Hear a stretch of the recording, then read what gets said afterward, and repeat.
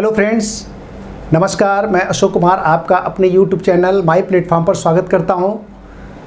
आज का हमारा टॉपिक ये परीक्षा से संबंधित नहीं है, हमारे सिलेबस से संबंधित नहीं है, व्यक्तिगत जीवन से संबंधित है। इस कोरोना पेंडेमिक में हुए लॉकडाउन के कारण जब सारी व्यवस्थाएं ठप हो गई हैं, तैयारी कर रहे बच्चों के ऊपर बड़ा इसका प्रतिकूल प्रभाव पड़ा है। बहुत सारे स्टूडेंट का फ़ोन आया और बहुत सारी निराशाजनक बातें मैंने सुनी। कुल मिलाकर के तमाम जो विगत दिनों में बच्चों से बात हुई है, वो सारा का सारा मैटर आकर के एक बात पे आधारित हो गया।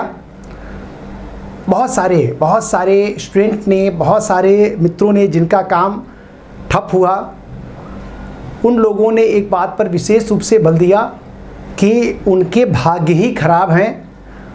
कहने का अर्थ ये है कि विगत दिनों में जितने सारे लोगों से बात हुई, प्रभावित लोग हैं, सब लोगों में एक बात जो कॉमन रूप से निकल कर के आई, या आप कह सकते हैं अधिकांश लोगों में जो बात निकल कर के आई, उन लोगों ने कहा कि हम कर्म चाहे कितना कर लें, भाग्य बहुत ख़राब है।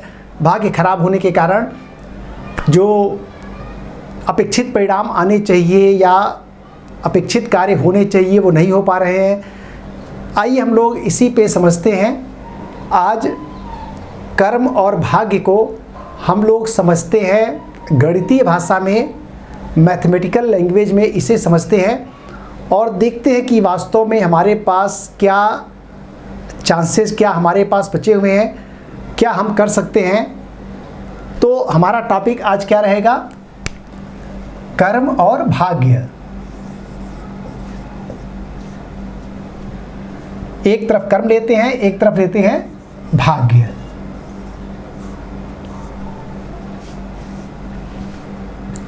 जैसा कि मैंने आपसे कहा कि इसे गणितीय भाषा में समझने का प्रयास किया जाएगा, अर्थात मैथमेटिक्स या गणित हमें क्या कहता है कि कर्म की तरफ जाएं या भाग्य की तरफ जाएं। आप सब लोग जानते हैं कि अगर कर्म और भाग्य में किसी एक तरफ आपको झुकना होगा तो कर्म की तरफ ही अधिकांशतः लोग झुकते हैं। लेकिन कर्म को भाग्य या भाग्य को कर्म कितना प्रभावित करता है, इसे हम लोग समझेंगे किसके द्वारा? गणितीय भाषा के द्वारा। और विशेष करके गणित के उन अंकों का इस्तेमाल करेंगे जो कंप्यूटर में और डिजिटल वर्ल्ड में जो इस्तेमाल होते हैं। कंप्यूटर में और डिजिटल वर्ल्ड में जो अंक गणित से नंबर लिए जाते हैं उन्हें कहा जाता है बाइनरी नंबर। बाइनरी नंबर में, जैसा आप जानते भी होंगे, 0 और 1 नंबर का इस्तेमाल किया जाता है। अर्थात कंप्यूटर जिन भी चीज़ों को नोट करता है या कोड करता है उसे वह 0 और 1 के रूप में कोड करता है। इस बात को भी मैं आपको स्पष्ट कर दूं, मैं गणित का जानकार नहीं हूं और कंप्यूटर का तो बिल्कुल भी जानकार नहीं हूं, लेकिन कंप्यूटर के लैंग्वेज के बारे में मैंने पढ़ा हुआ है कि बाइनरी नंबर होते हैं जिनके द्वारा कंप्यूटर अपनी जो कुछ भी वो कोड करना होता है, लिखना होता है, वो इन्हीं के रूप में कन्वर्ट करके लिखता है। और इसी बाइनरी नंबर को आइए हम लोग भाग्य और कर्म पे जोड़ते हैं और इस बाइनरी नंबर के हिसाब से हम लोग कर्म और भाग्य के संबंधों को समझने का प्रयास करते हैं और फिर देखेंगे कि वास्तव में हम कर्म और भाग्य में किधर जाएं, क्या करें, या आप कह सकते हैं कि गणित हमें क्या सुझाव देता है। इसको हम यहाँ पे समझने का प्रयास करेंगे। इस बात को ध्यान रखिएगा कि ये जो बात अब मैं आगे लिखने जा रहा हूँ, ये केवल मेरा विचार नहीं है। बहुत सारे लोगों से कॉमन बातचीत के दौरान और बहुत सारे स्टूडेंट से भी एक सामान्य बातचीत के दौरान मैंने उनसे पूछा है कि अगर ये जो बाइनरी नंबर है, मैंने ये बिल्कुल बात नहीं किया कि ये बाइनरी नंबर है, मैंने सिंपली एक सवाल बहुत सारे लोगों से पूछा हुआ है कि 0 और 1 हमारे पास 2 डिजिट हैं और हमारे पास 2 कॉन्सेप्ट है या दो दर्शन है, एक कर्म और एक भाग्य। मैंने कहा कि अगर 0 और 1 नंबर को आपको कर्म और भाग्य में एक एक नंबर रखना हो तो कहाँ पे आप 0 रखेंगे, कहाँ रखेंगे 1? मेरा व्यक्तिगत विचार भी है और अधिकांशतः 99% से अधिक लोगों का विचार यही है कि अगर 0 और 1 में कोई एक नंबर कर्म के साथ और एक नंबर भाग्य के साथ रखना हो तो रखेंगे, कर्म को रखेंगे 1 नंबर और भाग्य के पास रखेंगे 0 नंबर। आप इससे विरोध भी आपका हो सकता है, लेकिन मेरा, अगर आप मुझसे पूछें कि मैं इस कर्म और भाग्य के दर्शन में अगर इस दोनों डिजिट में कोई एक डिजिट रखना हो तो किसके सामने क्या रखेंगे, तो मैं भी कर्म को 1 और भाग्य को 0 नंबर ही रखूँगा। ऐसा क्यों मैं करूँगा? जैसे मान लीजिए कि अगर मैं कर्म में विश्वास करता हूँ, अगर मैं कर्म में विश्वास रखता हूँ और भाग्य मेरा बिल्कुल भी साथ नहीं दे रहा है, भाग्य बिल्कुल भी साथ ना दे, अगर आप लगातार कर्म करते रहते हैं तो आपके झोली में या आपके पॉकेट में ऑलवेज कुछ न कुछ आएगा ही आएगा।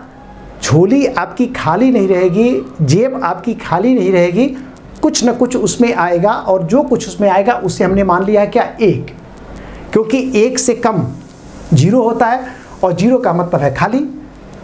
अर्थात अत्यधिक कर्म करने वाला व्यक्ति अगर भाग्य ने बिल्कुल साथ नहीं दिया तो कम से कम वो क्या पाएगा? 1 पाएगा। आप आइए भाग्य पे रखते हैं। अगर आपका पूरी तरह से भाग्य में विश्वास है, कर्म में आपका बिल्कुल विश्वास नहीं है, इस कंडीशन में, इस स्थिति में आपके पास केवल और केवल एक ही अंक आएगा, वो 0 आएगा। कैसे 0 आएगा?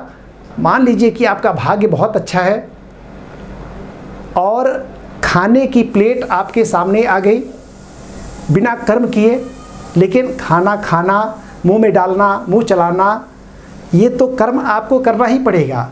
मान लीजिए कि आपके भाग्य में कोई बड़ी लॉटरी लगना लिखा है, लेकिन अगर आप लॉटरी का टिकट नहीं खरीदेंगे तो कभी भी भाग्य आपका साथ नहीं दे पाएगा। कहने का अर्थ है कि प्योर अगर भाग्य पे आप आधारित हैं, हमेशा आपके खाते में 0 आएगा। और अगर कर्म पर कटिबद्ध हैं, कुछ भी अगर आपका भाग्य साथ नहीं देगा तो न्यूनतम आपको 1 अंक मिलेगा। ये तो हमने नंबर ने डाल दिया, कर्म के साथ कुछ नंबर संबद्ध किया और भाग्य के साथ। आइए एक और चीज़ पर विचार करते हैं कि इन दोनों में कर्म और भाग्य के दर्शन में किस पर हमारा वश है, अर्थात हमारे हाथ में क्या है? क्या हमारे हाथ में भाग्य है? क्या हमारे हाथ में भाग्य है? बिल्कुल नहीं। भाग्य कैसे काम करता है, ये कैसे काम करेगा, कब काम करेगा, इसके बारे में हमारा कोई वश नहीं है। क्या कर्म हमारे हाथ में है? बिल्कुल है। जिस दिन आप खड़े हो जाएंगे, जिस पल खड़े हो जाएंगे, काम करना शुरू कर देंगे, कर्म हमारा चालू हो गया। अब देखिए जीवन कैसे चलता है, कैसे आगे बढ़ता है, ये गुत्थी तो बड़े बड़े विद्वान भी नहीं सुलझा पाए, लेकिन इस गुत्थी को हम लोग सुलझाने का प्रयास करते हैं। अगर मान लीजिए एक ऐसी चीज़ जिस पे हमारा वश नहीं है और एक ऐसी चीज़ जिस पर हमारा वश है, तो हम क्या कर पाएंगे? कर्म कर पाएंगे, क्योंकि इसके ऊपर तो हमारा वश नहीं है, हमारा नियंत्रण नहीं है, तो इसके भरोसे आप बैठ नहीं सकते हैं। जिस पर हमारा नियंत्रण है, जिस पर हमारा वश है, वो क्या है? कर्म है। और जब भी आप कर्म करेंगे तो कुछ ना कुछ आपके खाते में आएगा और वो है 1। कुछ नहीं मिलेगा तो भी कुछ ना कुछ आपको मिलेगा। अगर ऐसी चीज़ जिस पर हमारा नियंत्रण नहीं है, इसके भरोसे बैठेंगे, अगर मान लीजिए कि भाग्य खराब रहा तो हमें क्या मिलेगा? 0 मिलेगा। अब हम क्या करें? आप समझ पा रहे होंगे कि हमारे पास कर्म को करने के अलावा कोई चारा ही नहीं है, कोई और विकल्प ही नहीं है। कर्म ही हमें करना होगा। भाग्य के भरोसे बैठ करके और अपनी झोली को खाली रखने का कोई औचित्य नहीं है। लेकिन जो लोग भाग्य में बड़ा विश्वास करते हैं और ये मानते हैं कि जब भाग्य बहुत अच्छा होगा तो बहुत सारी चीज़ें मिलेंगी। जैसे मान लीजिए कि भाग्य आपका बहुत अच्छा है, भाग्य में आपको अगर कुछ भी मिलेगा, ये जो डिजिट डाला है बहुत सारे डिजिट आपको मिल जाएंगे। इन सभी डिजिट का जो योग होगा अंततः क्या होगा? 0 ही होगा। लेकिन अगर कर्म करते हैं, भाग्य बहुत खराब है तो क्या मिलेगा? 1 मिलेगा। कर्म नहीं करेंगे, केवल भाग्य के भरोसे बैठेंगे तो क्या मिलेगा? 0 मिलेगा। मान लीजिए कि आपका भाग्य आपका साथ दे रहा है और भाग्य साथ दे रहा है, कर्म जब करेंगे तो कितना मिलेगा? 1। और जब भाग्य इसके साथ जुड़ेगा तो क्या बन जाएगा? 10। कहने का अर्थ ये है कि आपने कर्म कितने के लिए किया? 1 भर का कर्म 1 का किया और भाग्य ने उसको क्या बना दिया? 10 बना दिया। कर्म आपने किया 1, भाग्य बहुत अच्छा है तो क्या मिल जाएगा? 100 मिल जाएगा। कर्म आपने किया, भाग्य और अच्छा है तो करते हैं 1 के लिए, मिलता है 1000। इसमें आप जोड़ देंगे 1 लाख, 10 लाख, 1 करोड़, कुछ भी हो सकता है। मेरा कहने का अर्थ ये है, भाग्य चाहे कितना भी अच्छा क्यों ना हो, आपको उसके आगे जब तक कर्म नहीं लगाएंगे तब तक भाग्य को फलीभूत होने का या भाग्य को अपना कर्म करने का अवसर नहीं मिल पाएगा। अब देखिए, हमारे हाथ में कर्म है, भाग्य पे हमारा कोई नियंत्रण नहीं है। लेकिन मैं ये चाहता हूँ, अगर भाग्य को आप काम करने का अवसर देना चाहते हैं तो कर्म को भाग्य के साथ आपको लगाना होगा, तभी जाकर के भाग्य आपका कर्म के साथ मिलकर के आपको जो इच्छित लक्ष्य है उससे भी ऊपर पहुंचा सकता है। अब आप मुझे ये बताइए कि भाग्य के भरोसे क्या हम अपनी पढ़ाई लिखाई बंद करके बैठ सकते हैं और उस भाग्य के भरोसे जिस पर हमारा नियंत्रण ही नहीं है?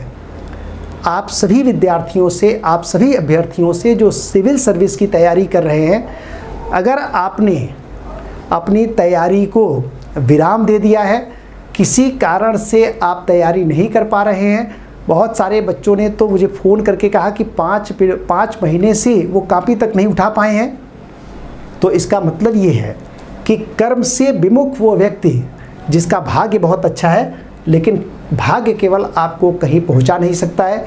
इसलिए आपसे अपील है, आपसे गुजारिश है, आग्रह है, अपना काम पूरी तन्मयता से, पूरी निष्ठा से करें।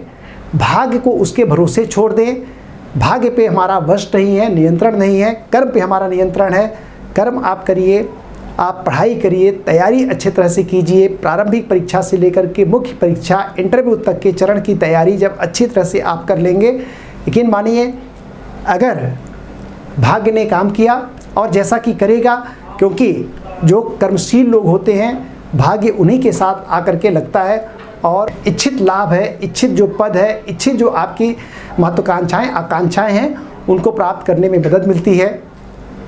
इस पूरे टॉपिक का यही मेरा उद्देश्य था बनाने का, ताकि आप तार्किक तरीके से भी इस बात को समझ सके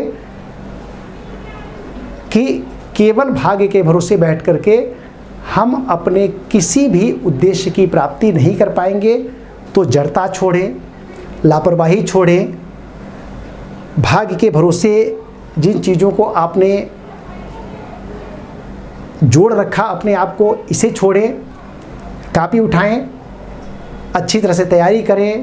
प्रारंभिक परीक्षा से लेकर के मुख्य परीक्षा तक कोई आपको संशय है, कोई दिक्कत है, तो जो भी संचार के माध्यम हैं उनसे आप संपर्क कर सकते हैं, उन टीचर से, फैकल्टी से, उन लोगों से जिन्हें आप अपना मार्गदर्शक मानते हैं, और अपने काम को रोके नहीं, अपने काम को आगे बढ़ाएं।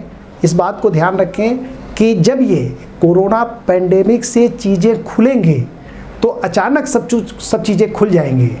कहने का अर्थ है अगर कोई दवा या कोई मेडिसिन आ गई तो पैंडेमिक क्या है, ख़त्म, सारी चीज़ें ओपन हो जाएंगी, सारे एग्ज़ाम जो पाइपलाइन में पड़े हैं वो धड़ धड़ एग्ज़ाम होना शुरू हो जाएगा।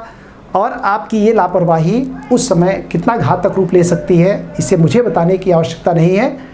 आप खूब अच्छी तरह समझते हैं कि पढ़ाई से, तैयारी से विमुख व्यक्ति कोरोना पैंडेमिक में तमाम चीज़ें खुलने के बाद अवसरों का लाभ उठाने से वंचित रह जाएगा, और आप इन अवसरों का लाभ उठाने से वंचित ना रह जाए, ये मेरा कंसर्न था, ये मेरी चिंता थी। और इसीलिए मैंने इस टॉपिक पर एक छोटा सा वीडियो बनाने का प्रयास किया। आपका भविष्य उज्ज्वलमय हो, इन शुभकामनाओं के साथ धन्यवाद।